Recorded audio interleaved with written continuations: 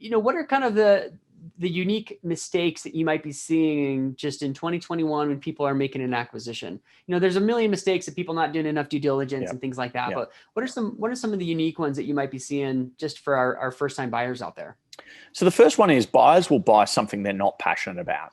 And that's not a good idea, because inevitably, as you and I both know, the word passive gets thrown around a lot, and there's almost nothing that is truly passive. And so if you're not actually passionate about either the business model, i.e. you want to understand the science behind the business model, or the industry, i.e. health, fitness, shoes, whatever it might be, then you're kind of setting yourself up for failure, because your runway is probably a year at best before you want to get rid of it.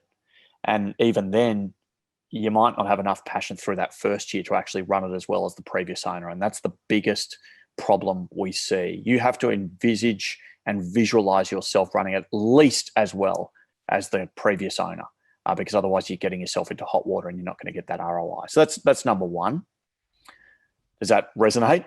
Oh man, you nailed it. I love that. It's so true. You're not going to have more passion than the person who started the business.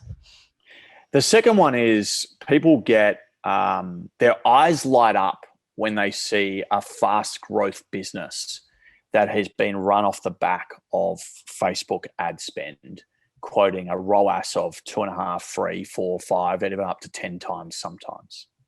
Now, Facebook ad marketing isn't actually that simple.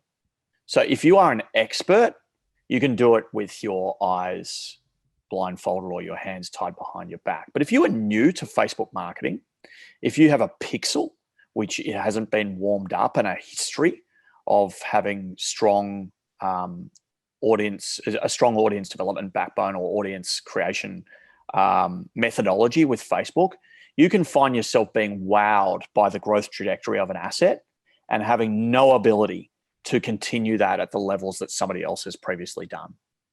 And so that comes down to expertise.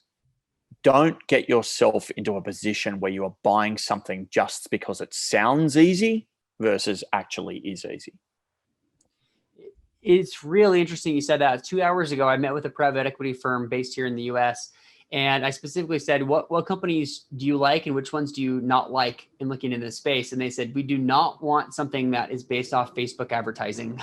It sounds, they've done a decent job of making it very simple for the first time person who goes in there. But it's kind of like Google PPC. If you've never done it before, you're going to get your lunch taken from you.